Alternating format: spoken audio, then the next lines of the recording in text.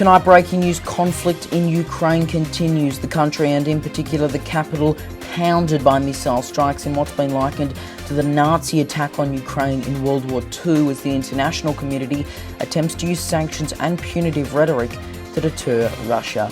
It's Sunday, the 27th of February. You're watching 6 News, also tonight. Vladimir Putin has unparalleled personal power over his country, and he has chosen to go to war against a neighbour that posed no threat to Russia because he wants to reverse history.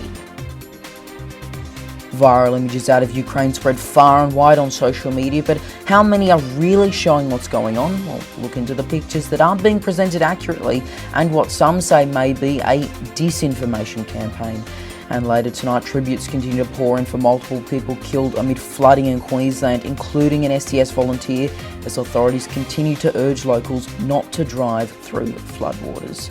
Good evening. From the north, east and south, they came on the ground and in the air. And right now, Russian forces are continuing their attacks on Ukraine. President Volodymyr Zelensky saying he is Russia's #1 target and its family is #2, according to available intelligence. The country, but in particular the capital, Kiev, has been pounded by missile strikes in what's been likened to the Nazi attack on Ukraine in World War II. Conscription is underway, as is Ukraine's fight back. The government handing out weapons to citizens who want them, with the international community using what's in their arsenal, sanctions and punitive rhetoric, to deter Russia. The country that once said it wouldn't invade hasn't faced the blowtorch from everyone, though. Chief reporter Connor O'Forkay begins our coverage. Vladimir Putin on Thursday declared a special military operation in Ukraine. In no time, airstrikes hit cities, the tanks rolled in, and so began Russia's merciless march through Ukraine. Tonight, as we go to air, the swift and bloody invasion is intensifying. It is the soundtrack to war. Air raid sirens ringing out across Ukraine as Russia hammers parts of the country with missile strikes. Yeah, I think it's relatively safe at the moment. Look, I've got a... Oh, there's another one. I've got a flak jacket right here. Let me just get it on. Vital infrastructure and military bases, but most of all, the capital of Kiev, have been targeted. If Ukraine were to wish upon a falling star, their wish would be no secret. On Friday, forces were closing in on Kiev, the country's capital. On Saturday, a battle for the capital. Ukraine's president was predicting Russia would launch an all-out attack that night. He appealed to the people, saying, "Defend our state. The night will be tough, very tough, but the morning will come." Viewed by map, the situation looks no less dire. Where do you go when the entire country is dotted with enemy forces? The citizens of Ukraine have two options: run or hide. On the local television, government officials are asking people to turn off the lights, gather their documents and take cover. This is what the road out of Ukraine looks like. Deborah, when war comes, people flee, and those pictures there we're seeing now, live pictures from here in Kiev, well, they tell the very clear story. Those people are heading one way, and that is out. The safest place for many, an underground subway station. Built during the Soviet Union, they were designed to double as bomb shelters. And we don't want to be a part of Russia or any other country. It's really very emotional.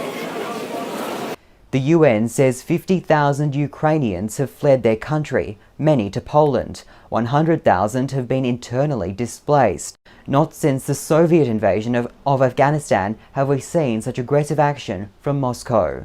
For Ukraine, it feels like a Russian rendition of World War II. Not since the Nazis attacked the country in 1941 has Ukraine seen anything like this, the country's foreign minister said on Twitter.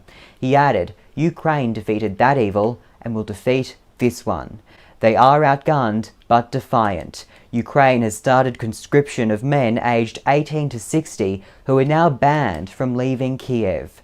The government has handed out 18,000 guns to volunteers wanting to engage in grassroots resistance and have encouraged citizens to make Molotov cocktails. Russia's aim is becoming increasingly clear: NATO believes Putin wants to overthrow the Ukrainian government, thereby undoing the collapse of the Soviet Union, which saw Ukraine become a sovereign nation. The Ukraine president agrees he is Russia's #1 target, adding that his family is their second, according to available intelligence. Just days earlier, Putin had downplayed Russian military presence on the border, saying it was for peacekeeping functions, as he framed Ukraine as the aggressor. The invasion was, however, hardly a surprise. Months of desperate diplomacy and international sanctions failed to deter Putin. As Australia considers further punitive action, the Foreign Affairs Minister is looking at expanding sanctions to include Putin, as well as Russian oligarchs and politicians. It is an exceptional step to sanction leaders, but this is an exceptional situation. Vladimir Putin has unparalleled personal power over his country, and he has chosen to go to war against a neighbour that posed no threat to Russia because he wants to reverse history. As the sanctions pile on Russia, China has removed theirs. China will now accept imports of Russian wheat and barley under a deal struck between the two countries earlier this month, part of which came into effect the day after the invasion started. You don't go and throw a lifeline to Russia in the middle of a period when they're invading another country. That is simply unacceptable from the reports that we have seen. Defence Minister Peter Dutton says China is the only country who could persuade Putin to end the invasion. If US officials are right, Kiev will fall within days. Well, anti-war protests have been held in multiple cities here at home. Hundreds have protested against the invasion in Sydney, some holding signs and posters reading "Stop World War III." Some also gathered in Perth as well. People thought they will never be invaded. Ukraine still believed in a common sense. They don't believe it. They don't believe that he would do that. Brothers shooting brothers. I've been given orders. Little kids that 18 been shooting now. Maybe their nephews. There could be potentially a second brother shooting second brother, and it's impossible. You can't sort of say no to your commanding officer, and you're going there. Meanwhile, thousands of Russians took to the streets in several cities against Putin's decision. Hundreds were arrested. Well, US President Joe Biden has announced a new round of sanctions targeting Russia, declaring that Vladimir Putin chose this war. He is the aggressor, and now he and his country will bear the consequences. The ABC reporting tonight that the latest round of sanctions target Russian banks, with the US and allies also imposing export controls. US correspondent Jackson Gosnell has the latest developments. Good evening. As the Russian invasion continues over in Ukraine, the U.S. is responding in multiple ways. President Biden earlier this week announced new sanctions against Russia. It's also important to note, though, that historically sanctions haven't worked, so it remains to be seen if these have any actual impact. We're also learning that Putin is reportedly hiding some assets, therefore making it harder to seize and freeze the things that he currently does have. President Biden, in a phone call to President Zelensky of Ukraine, offered continued support as the Pentagon says they are continuing to provide Ukraine with ways to defend themselves and shipping arms over to assist. We're also told today that the White House is praising their protests that were happening over in Russia against a war. 500 of those protesters were reportedly arrested, according to sources. Now, one powerful tool that has yet to be used, but the White House says they are considering, is potentially cutting off Russia from the global banking system. It's how all the foreign countries do their trades and basically send money from one place to another. So that is a tool still in the toolbox. It remains to be seen if that actually does come to fruition and indeed happen. But we also wanted to let you know that NATO has activated its Rapid Response Force for the first time ever, as this invasion over in Ukraine continues to raise eyebrows and concerns all the way here in the U.S. I'll be sure to monitor the very latest from here in the U.S. I'm Jackson Gosnell. SBS has suspended the broadcast of news bulletins from NTV Moscow and Russia today in response to what they said was community feedback from the Australian Russian-speaking community. The bulletins are broadcast as part of the network's World Watch programming block that airs both English and non-English language bulletins from overseas news outlets. SBS says they are continuing to provide information in Russian and for Australian audiences through its SBS Russian service. It's not the first time something like this has happened. In March last year, SBS suspended the broadcasts from Chinese state media channels CCTV and CGTN. Well, shocking pictures have been coming out of Europe over the past few days, but some aren't being presented accurately, while others are just completely miscaptioned, leaving some to believe there is a disinformation campaign going on. Let's look at this account for an example, called Trending Official, which Social Blade tells us was created on February 18, less than 10 days ago. Now, the account's pinned tweet is this, a video of an explosion. I'll get to that explosion specifically in a moment, but just take note of what was written when you see World War III, quote, hashtag World War III, China, Russia, Ukraine, USA, Putin, hashtag Russia-Ukraine conflict, putting as many trending words and hashtags in the tweet as possible, meaning there's a higher chance it may be seen by more people. But back to that video, it's actually from 2015, not 2022, shows a storage facility in the port city of Tianjin in China. Here's another video they posted with over 200,000 views showing what appears to be a behind-the-scenes clip of a film. Now, regardless, it's definitely not of the Ukraine-Russia conflict. Now, on that tweet we showed earlier, there is a single reply hidden by the Trending Official account that points out the factual inaccuracies. That account has now been suspended by Twitter. Of course, do be careful when sharing videos on social media of the conflict. Make sure you look at the original source and even look at things like the video quality. If it's really grainy, there is a chance it may be an old, outdated, constantly republished, out of context video. And if you see something you want fact-checked, don't hesitate to DM at 6newsau or send us an email, contact@6newsau.com.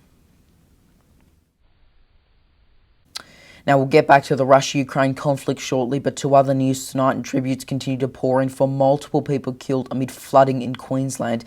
An SES volunteer was among those killed, authorities saying they were in a car attending an emergency rescue when that vehicle was swept off a road. 3 people were rescued, but a 4th died at the scene. Oh no. Oh shit, dude. Jump off. Is he going to jump off? He's going to jump off, right? Oh! Get off! Get off! Get off! Get off! Oh my god.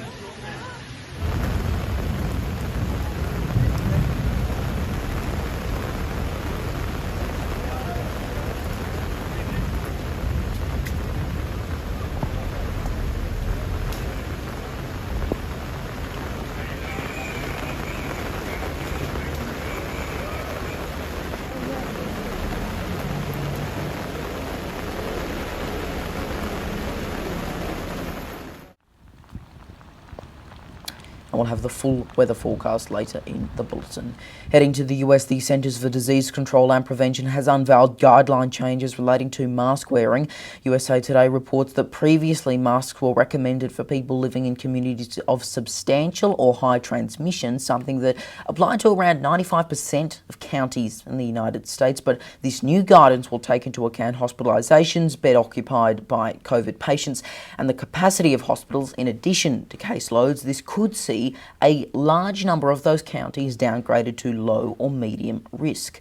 And staying in the US, Federal Appeals Court Judge Ketanji Brown Jackson has been nominated by President Joe Biden to become the first black woman on the US Supreme Court. Mr. Biden described Ms. Jackson, who is set to replace retiring Liberal Justice Stephen Breyer, as a proven consensus builder, while ABC reports that the 51-year-old says she hopes her work will inspire future generations of Americans.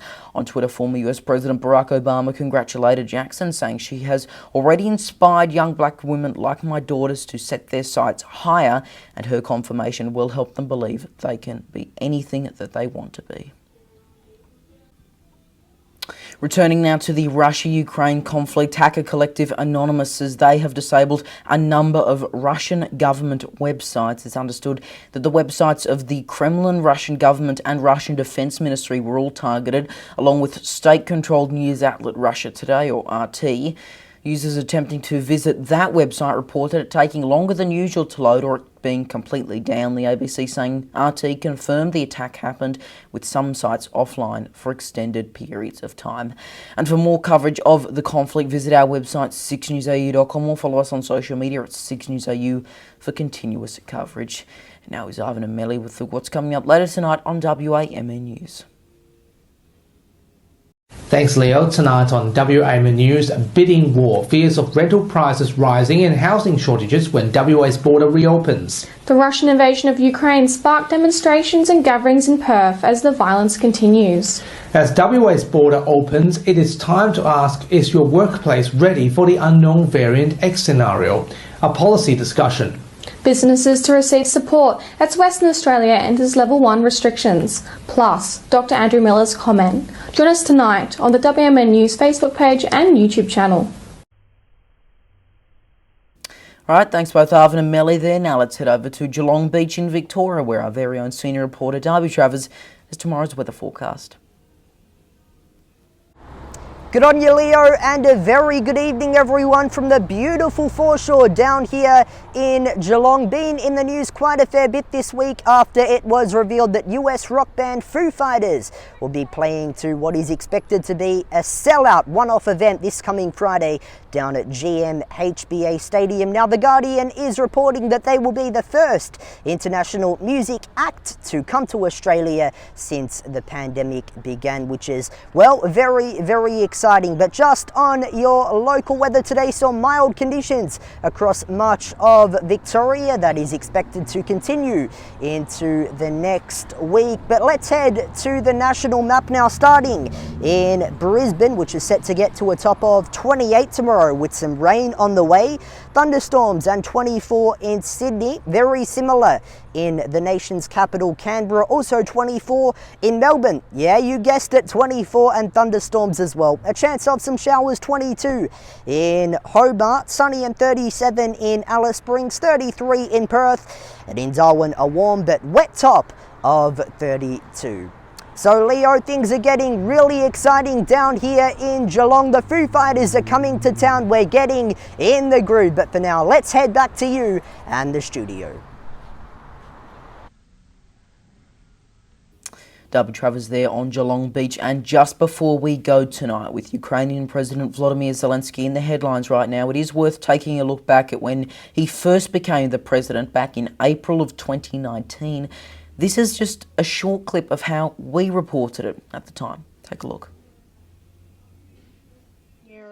You're watching HMV, your local station. Australia's federal election won't happen until May 18th, but overseas a comedian known for playing the Ukrainian president on television has won the top job in what has only been described as a landslide victory. Volodymyr Zelensky won the landslide victory with at least 70% of the vote according to official results. He says despite his lack of experience, he will provide for Ukraine. You can see that full bulletin from April 2019 on our YouTube channel right now. And that is 6 News for this Sunday evening. Our coverage of the events in Ukraine continues on our website 6newsau.com and on social media, Facebook, Twitter, Instagram, TikTok and Lit. Just search 6 News AU to find us. I'm Leonardo Puglisi. Thanks for your company. Good night.